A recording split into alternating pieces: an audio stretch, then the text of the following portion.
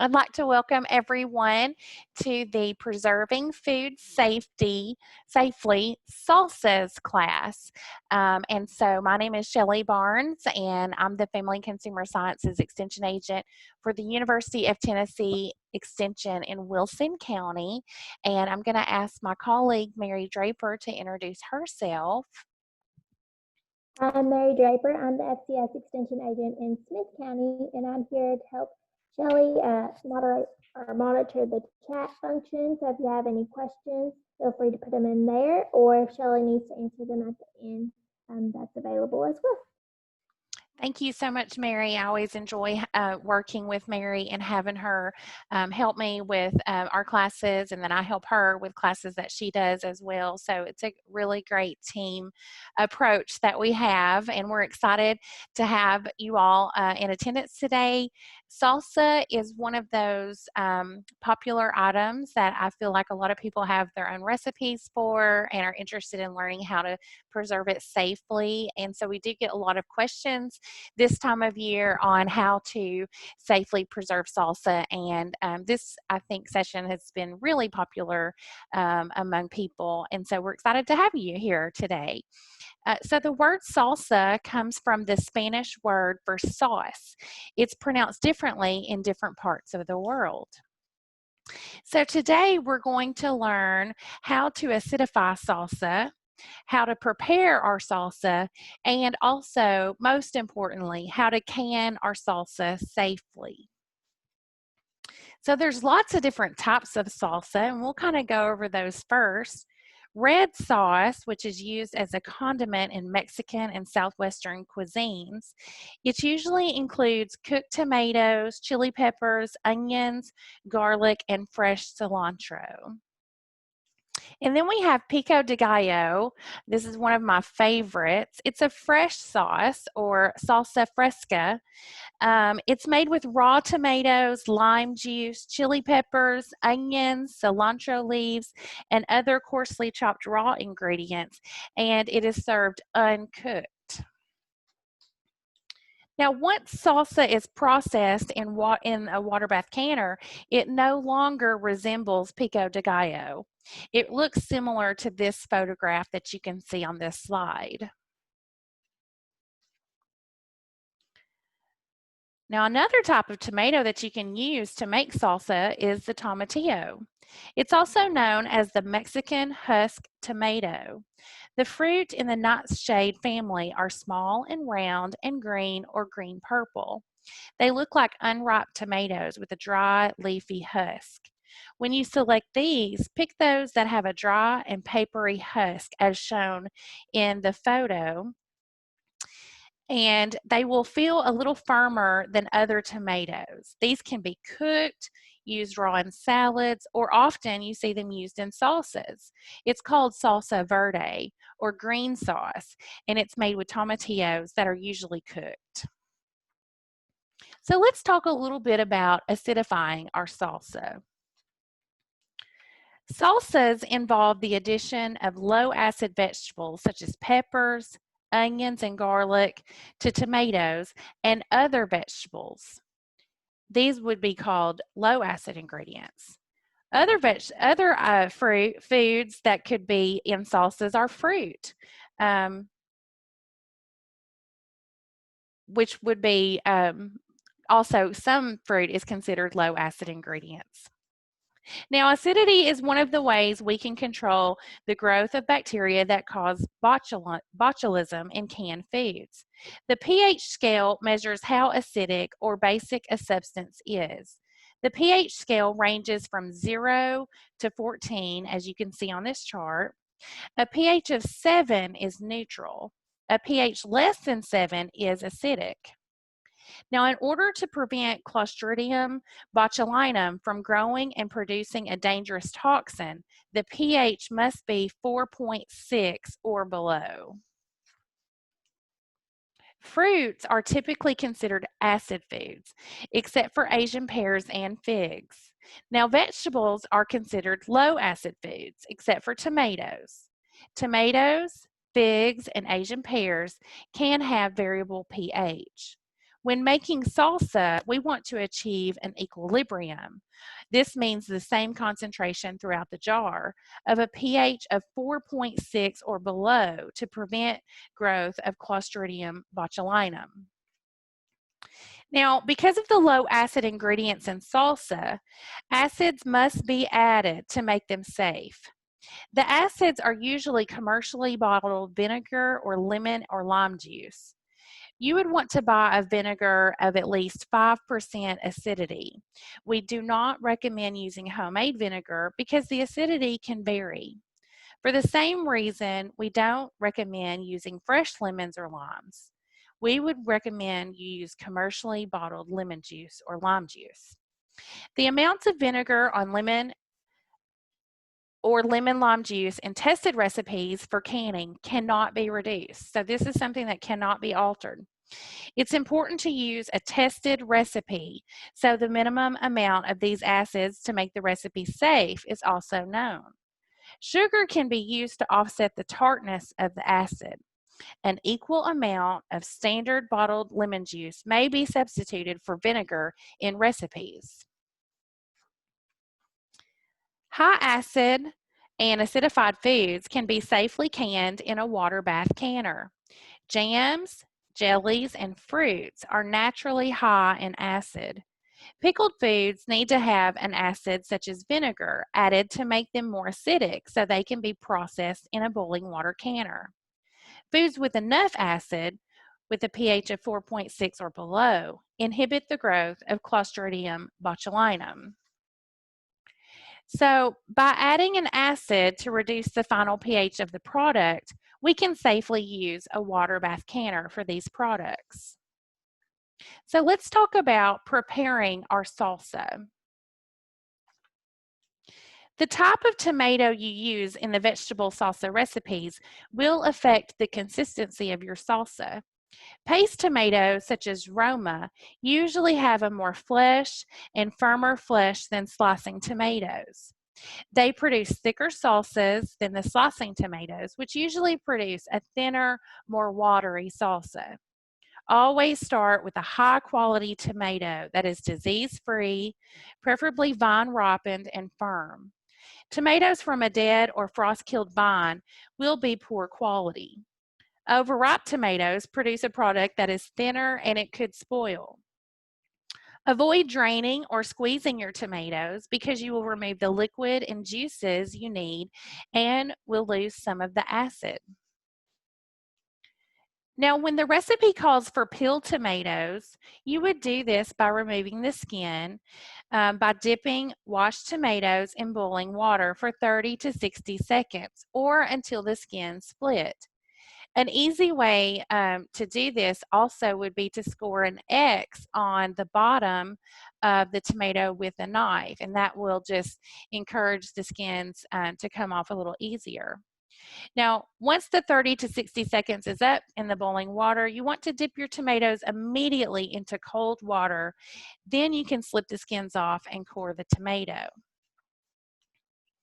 You can use green tomatoes and tomatillos in recipes instead of a paste or slicing tomato, but the flavors will change. In the tested recipe we have for tomatillo salsa, they do not need to be peeled or have the seeds removed, but wash them well after removing the husk. So let's talk about peppers. Peppers give salsa that spicy flavor. They vary in heat intensity. Mild pepper varieties include Anaheim, Ancho, College, Colorado, and Hungarian yellow wax. If a recipe calls for long green chilies, you should choose a mild pepper. Use only high quality peppers with no blemishes or decay.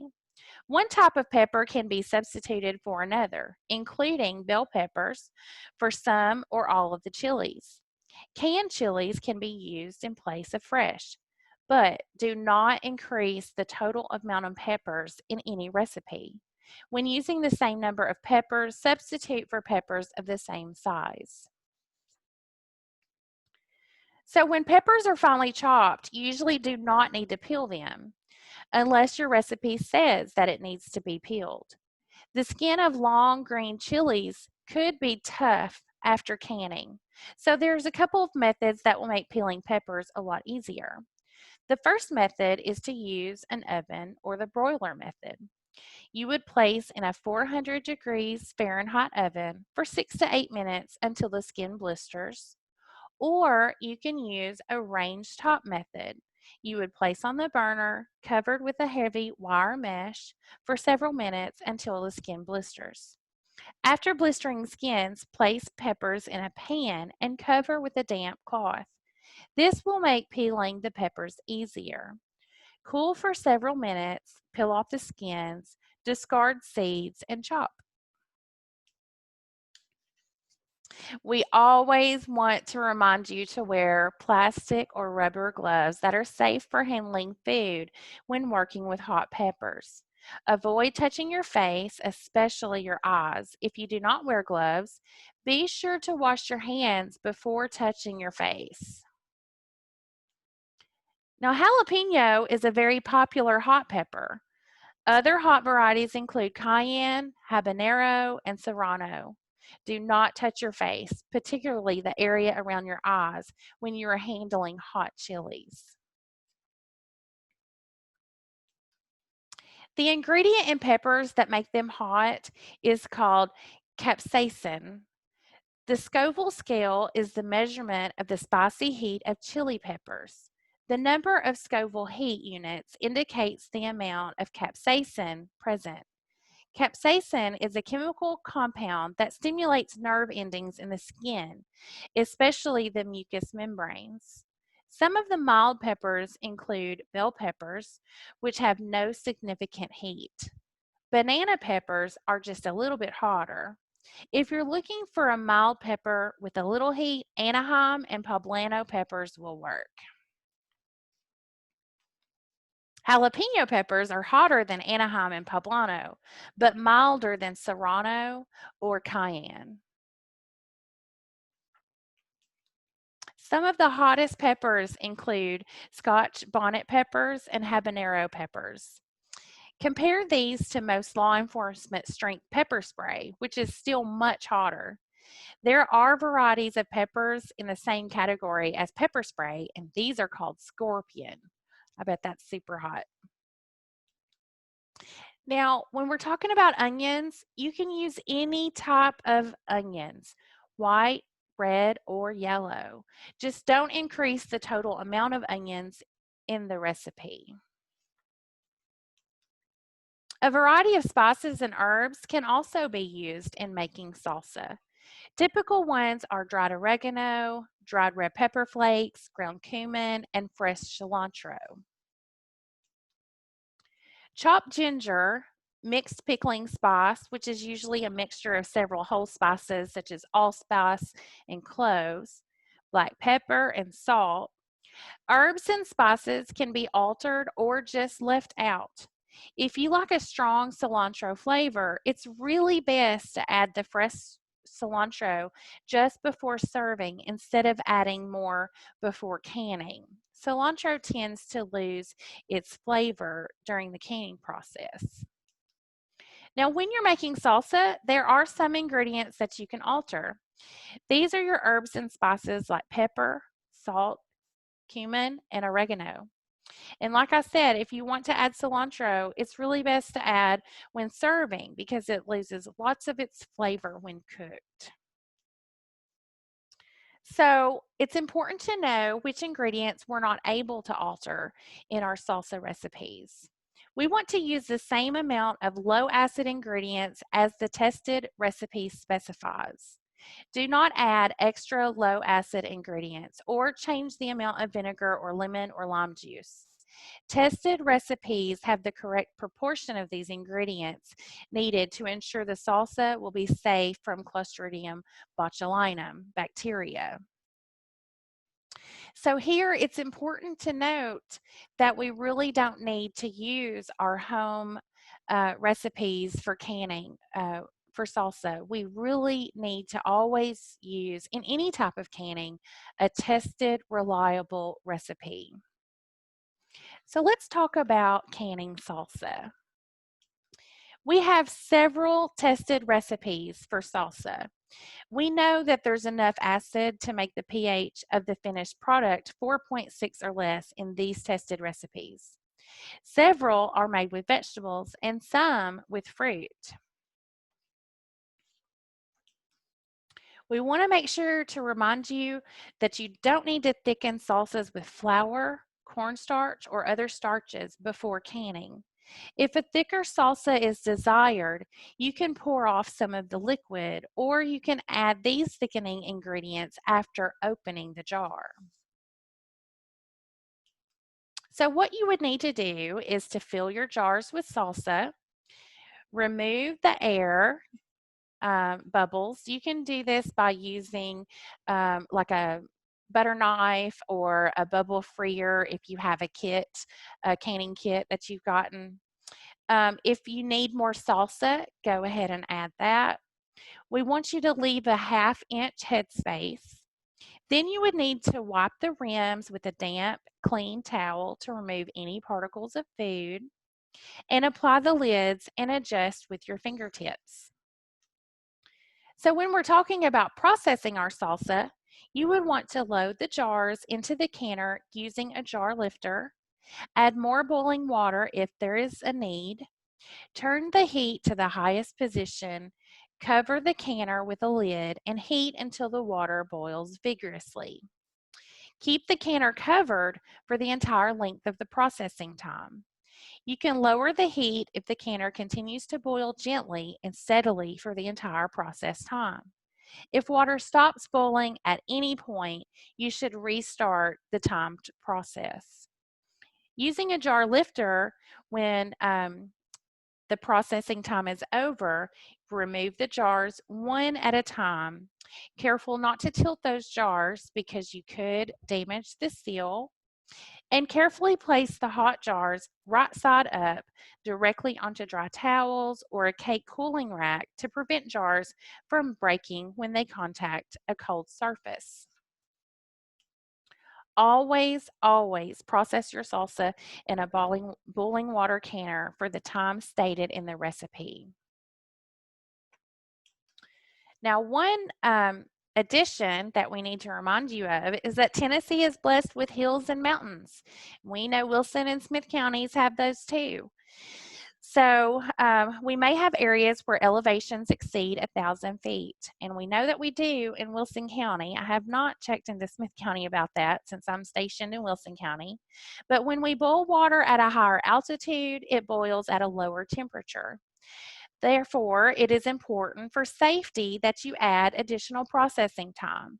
For example, if you process your salsa at altitudes from 1,000 to 6,000 feet, you will need to add an additional 5 minutes or more to the processing time depending on your altitude. So let's talk about storing our salsa. After you have removed your jars from the canner, you want to allow them to sit undisturbed for 12 to 24 hours. Check the seals by pushing down on the lids to see if they spring back. If they do, they are not sealed. Now, pickles can be reprocessed within 24 hours, and so can salsa. Just use a new lid. Once they are sealed, remove the rings. This will prevent them from rusting during storage and make it easier for you to check for spoilage. Rinse the jars to remove any food residue that is left on them from inside of the canner. Label your jars showing the contents, the date, and lot number if you have canned more than one canner load that day. This will help you to spot the rest of the jars in that canner load if one of the jars spoils. We recommend that you store your jars in a clean, cool, dry place because heat will cause the food product to lose quality in just a few weeks. Otherwise, they should last for about 12 months. A good rule of thumb is to can only what you can eat in a year. After processing and cooling, jars should be stored 4 to 5 weeks to develop the ideal flavor of the salsa. So I think if Mary is able to, she's going to add these photos in the chat. If not, if you want me to email those to you, I can. But we have two recipes here that we typically use our hands-on classes, and they're good examples of adding fruit to salsa. So the spicy cranberry salsa and the mango salsa, and I've made both of these, and they are great. So you can see in these recipes the process time at altitudes of, and you can see Wilson County would likely be in that 1,001 to 6,000 feet range. So instead of processing the spicy cranberry salsa at 10 minutes, we really need to process that at 15 minutes, depending on where you live. So we're going to cover our resources that we have for today, and then we'll stop recording and we'll have our question and answer session. The first two resources are going to be our YouTube channels. The first one is for Wilson County and the second one is Smith County. All of our food preservation Zooms are loaded onto our Wilson County YouTube channel. Smith County also has some additional classes that you may be interested in there on the YouTube channel as well. The So Easy to Preserve link there is a book that every extension agent in Tennessee uses. It is written by specialists from the University of Georgia, which is the home of Extension's National Center for Home Food Preservation. Now, this is not a free resource. This is one that you need to purchase. Wilson Farmers Co-op, they do try to keep these on their shelf. So if you're interested in purchasing one locally, you are able to go there and do that. Otherwise, this would be the order form to be able to order one online. Now, these next resources are all totally free. USDA's Complete Guide to Home Canning. This is a complete manual that you can download in sections to learn more about canning and food preservation. UT Extension's Canning Food publication is a free resource as well. You can download that and learn more about canning. There's lots of recipes in both of those. And then the National Center for Home Food Preservation, that's their website. This is really the go-to for extension related to food preservation. This is where all of the research is done, all of the tested recipes are tested in the test kitchen, and so this is where all of the up-to-date information comes from. And I did list just some websites there. Both of those, or all three of those, are from the National Center. They have a link to How Do I Can Salsa, and it has all of the tested recipes that are available related to salsa. And then there's also a publication on canning our own salsa recipe, which is not recommended, unfortunately, unless it is able to be tested in a food preservation test kitchen. We really don't recommend home canning our own salsa to make it shelf stable. What we would recommend you do is to make that salsa. You can put it in jars and just add it to your refrigerator and eat that from your refrigerator instead of making it shelf stable if you want to use grandma's salsa recipe. And then there's too the altitude adjustment chart. So I want to thank all of you for tuning in today and learning with us more about canning salsa. We hope that you'll follow us on our YouTube pages so you can learn more about food preservation. And I hope you all have a great day.